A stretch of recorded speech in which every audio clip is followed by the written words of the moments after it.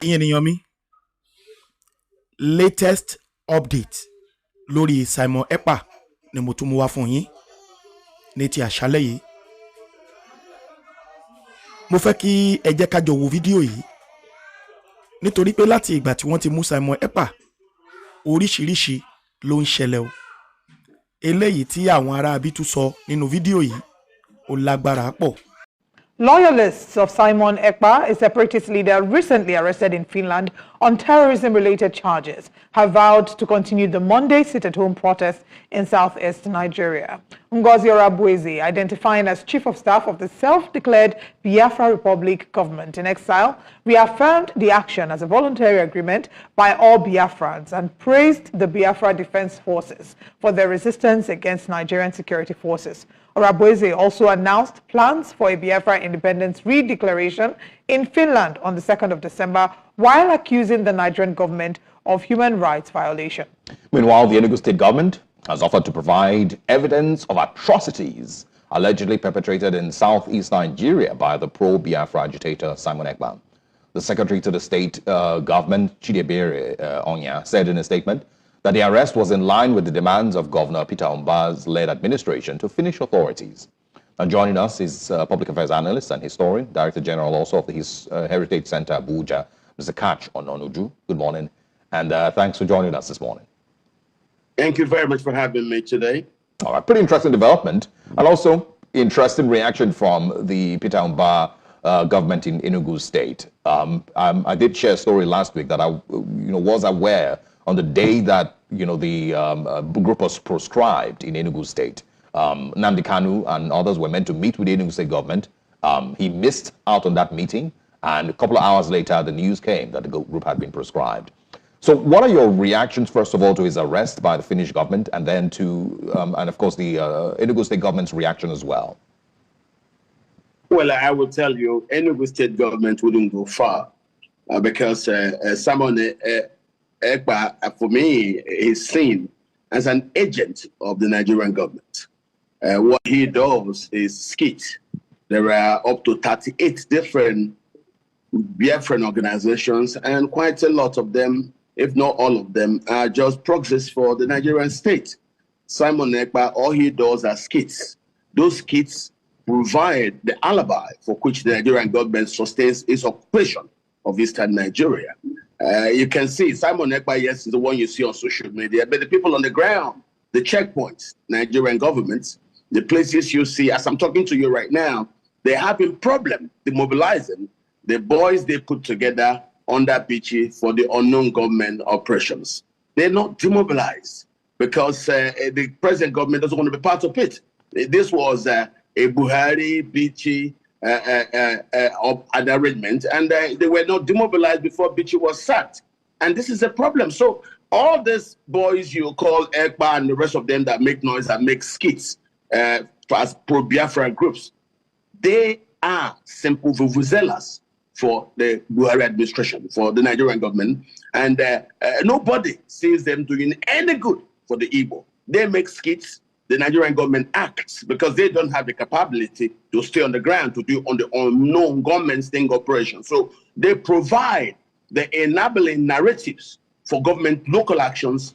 Are you saying, I mean, I need to understand what you're saying. Are you saying that the unknown gunmen, the violence in the southeast, those who have been enforcing the sit-at-home order, the violence that occurred in Anambra State about a week ago, where a few people were murdered, are you saying all of this, is all seemingly orchestrated by the Nigerian government from the Buhari administration till now? Primarily, the bulk of it, I have said severally since on television, is the Nigerian government.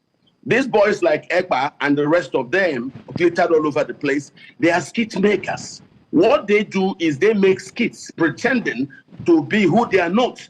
They are not on the ground. They can perpetrate the violence. What Abacha told you is true. If the violence sustains for more than 72 hours, the government is involved in it. Until today, no prosecutions. It's a government that owns the people on the checkpoints. It's a government that owns the vicinity where you see these things occur. Today, as I'm talking to you, they have problem about demobilization because Bichi left his boys who was working with through Asari Dokubo. Today, they are littered, they are not demobilized. And the current administration and government, and that's one thing I thank Tinubu for. Tinubu walked away from the unknown government sting operation. But you see, them not being demobilized and them just lying everywhere is a problem. So people like you see Ekpa, they are of no good to the Igbo. Neither are they good for whoever thinks is using them to propagate this kinds of skits. It is the Nigerian government that's on the ground. No one else. No one else. Do you share the same? Do you share the same thoughts? Violence with the Nigerian state. Do you share the same thought process when Nnamdi Kanu is brought into the conversation? Because everyone can see that Ekpa, of course, continued the journey. He started the journey with his Radio Biafra that was started by Nnamdi Kanu. So do you also think that Nnamdi Kanu is playing a script written by the government? Where did Nnamdi Kanu start from? After Wazirike was given a conditional release. Then Nnamdi came up. And then somewhere along the line, there were disagreements. Nnamdi came into the country to confront them. And since then, it's gone bad. Let me give you an instance. When the United States set up Bin Laden and co., it's always when they go over the top that they start fighting the same Americans. Israel at the time was funding Hamas, thinking it will have the capacity to break the Palestinian opposition. What happened? Hamas went over the top. Today, the pro-Biafran boys that Buhari used to stage his Caterpillar dance, Python dance, unknown government and all have gone off. And some of the boys are not being looked after. As I'm talking to you, some will just be taken out because most of them were harvested from the prisons. We had 13 different prison breaks under Buhari. And today, because that program was not demobilized, it was not properly winded up. Because we're trying to get out as much information as we can, Mr. Catch, Mr. Ononuju, can we say we categorically have data, evidence to substantiate a number of these claims, or are we, just... Yes. We have had data right from the day it started. I was in the East. I came to warn leaders about what I heard from London about Buhari administration telling the English government to hold on and don't go on with the asylum program it wanted to give to those who oppose Buhari administration. That it will provide evidence, and that was how Buhari started on this cascade of actions to manufacture evidence to say Igbos were in terrorism. It's not true. Only the state could have staged those sting operations you called unknown government. Those were sting operations. Today, thanks to the Tinubu administration, they are over. But I don't think the combatants have been demobilized because Pichi was sacked and then everything just got overhang.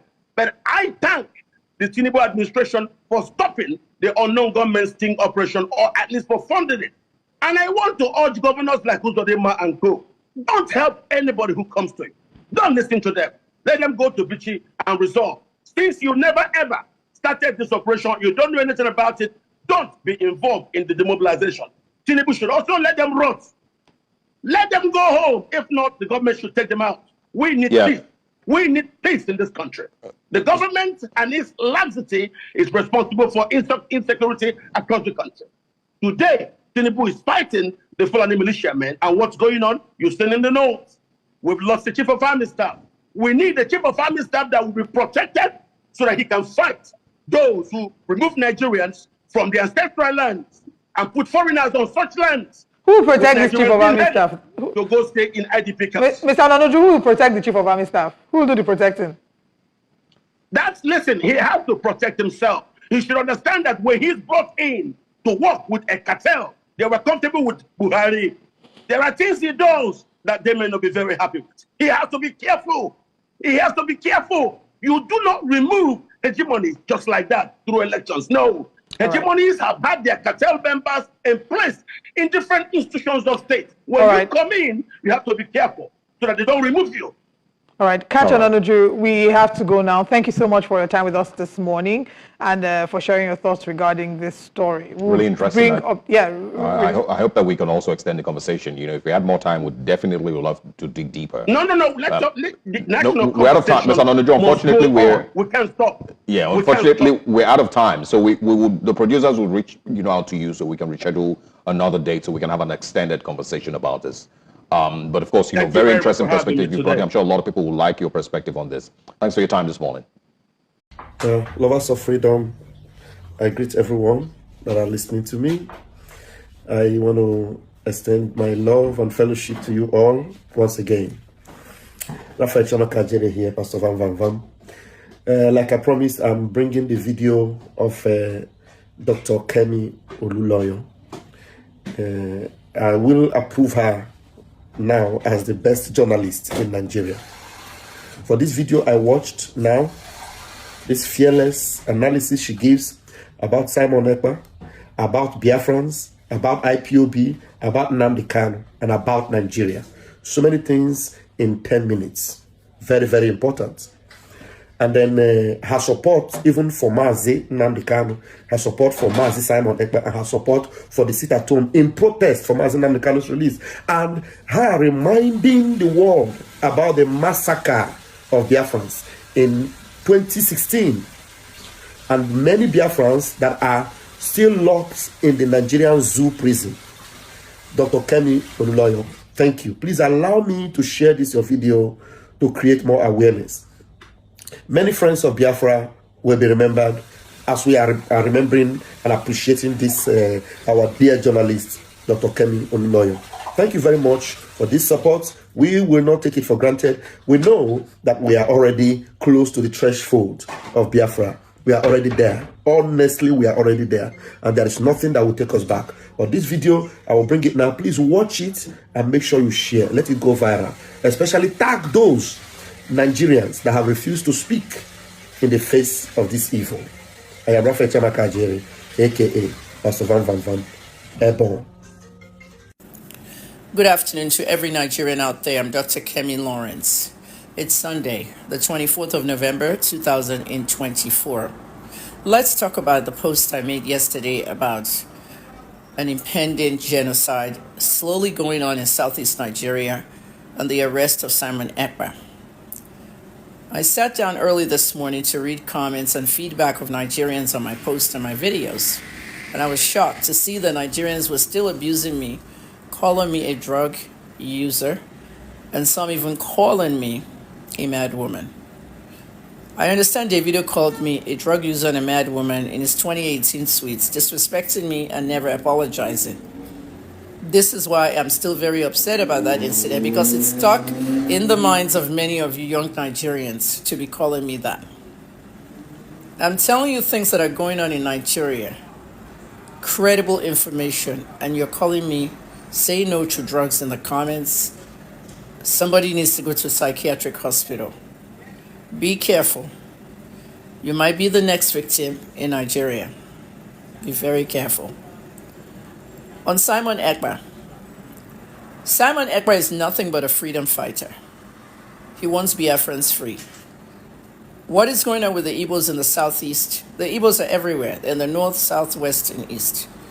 But what is going on in the southeast is what I talked about. There is a slow genocide happening in southeast Nigeria. A plan to annihilate the Igbos from the face of the earth. Specifically southeast Nigeria.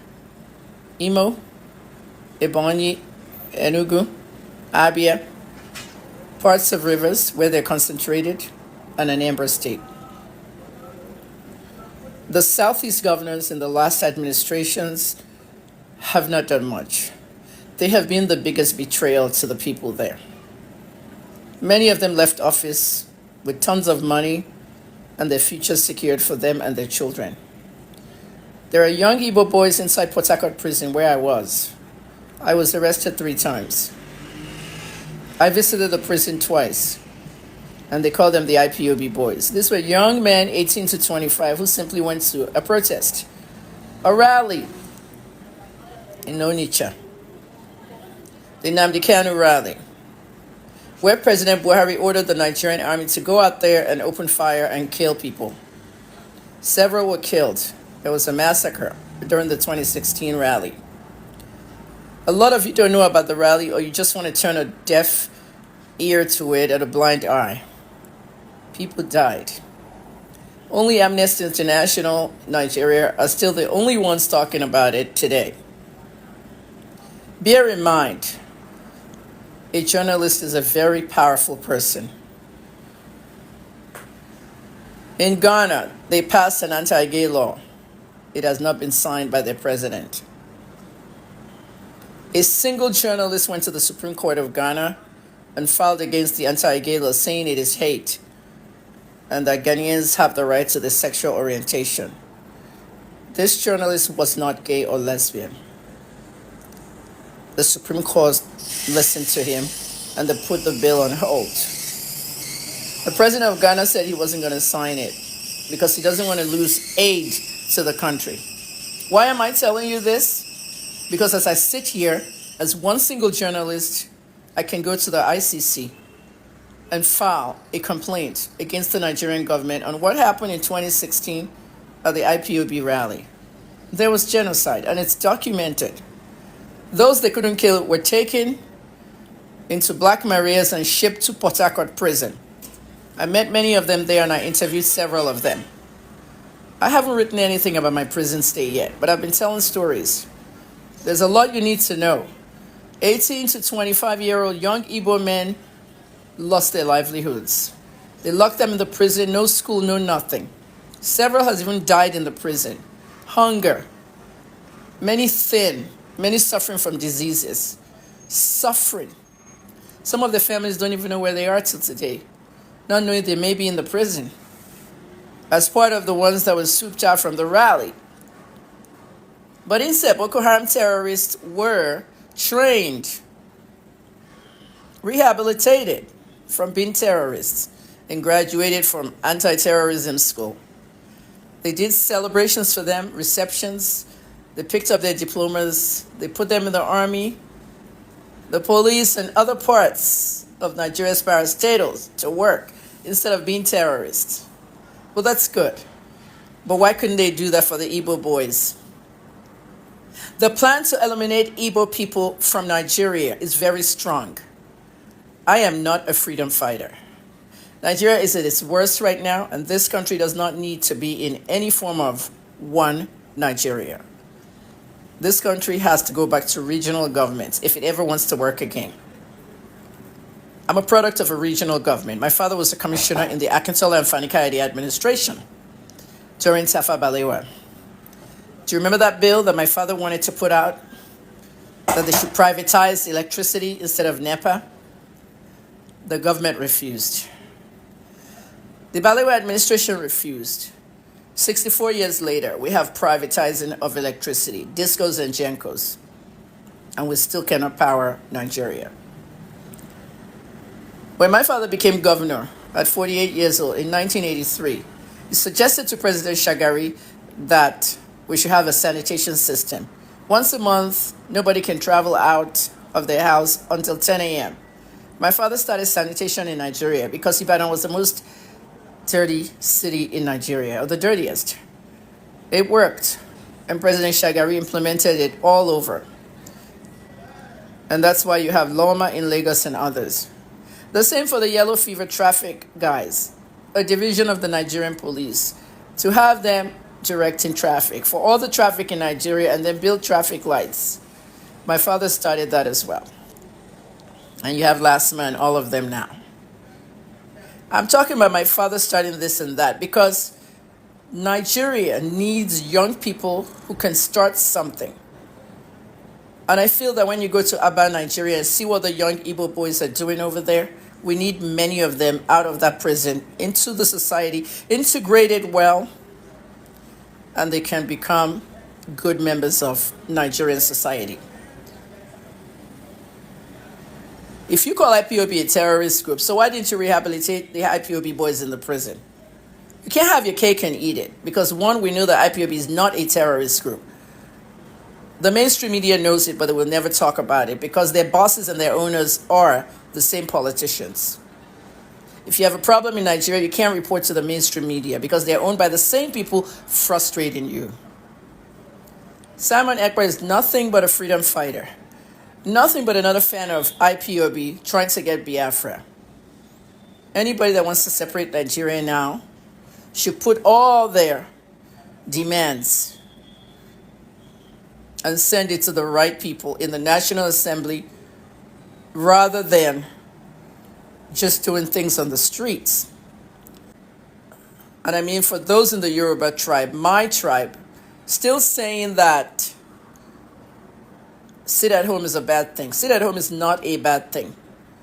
The sit at home is a way to protest the continued incarceration of Nnamdi Kanu, violating his human rights and his constitutional rights, forcing him to go to a secret trial without a lawyer. So if they want to sit at home, let the Igbos sit at home. And if Simon wants to order sit at homes, let the sit at home happen. I'm for the sit at home. The sit at home is just another sign that the Igbo leaders, the governors, have no power in that area. Do you see a bank opening a sit at home? No, nobody. Respect the Igbos. I will keep talking. You can continue calling me names. I will keep talking.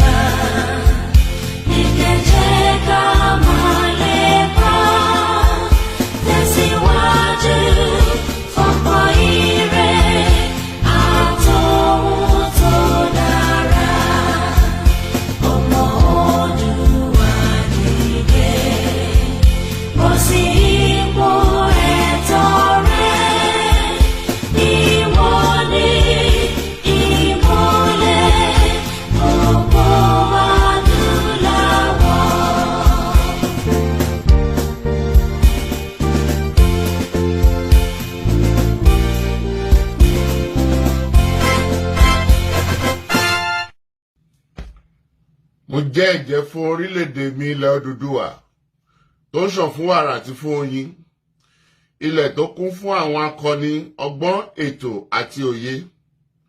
Mo ṣe ìlérí gẹ́gẹ́ bí ọmọ ológo ilẹ̀ adúláwọ̀, ìtọ̀ṣọ́ oòrùn láti la ayé já nílẹ̀ Áfíríkà, láti gbé ilẹ̀ Odùduwà lárugẹ. Mo pinnu láti fìmọ̀ ṣọ̀kan fún ìlọsíwájú ìran Yorùbá. Mo fọwọ́ sọ̀yà pé n kò ní dalẹ̀ tàbí ṣọ̀tẹ̀ sí ìṣọ̀kan àti ìtẹ̀síwájú orílẹ̀-èdè mi ilẹ̀ Odùduwà. Èmi yóò fi gbogbo ipá, ọkàn, iṣẹ́, ọgbọ́n àti ìṣe mi sin orílẹ̀-èdè mi ní òtítọ́ àti lódodo títí ọjọ́ ayé mi. Gbogbo ìyànjú àwọn akọni tó ti lọ kò ní já sófo láti ọwọ́ mi títí dé ìrandíran tí ń bọ̀ lẹ́yìn. Mo ṣe ìlérí pé ẹ̀sìn tàbí ìṣèlú kò ní yà wá nílẹ̀ Odùduwà. Tó bá wáyé bẹ́ẹ̀, mo lè lo ọkàn ẹ̀jẹ̀ tó kù sára mi láti fi ṣègbè àti jàjàgbara fún orílẹ̀-èdè mi. Ilẹ̀ Odùduwà, ìran Yorùbá, èdè kan, àṣà kan àti ìṣe kan ló so wá pọ̀ láéláé lágbára Elédùwà.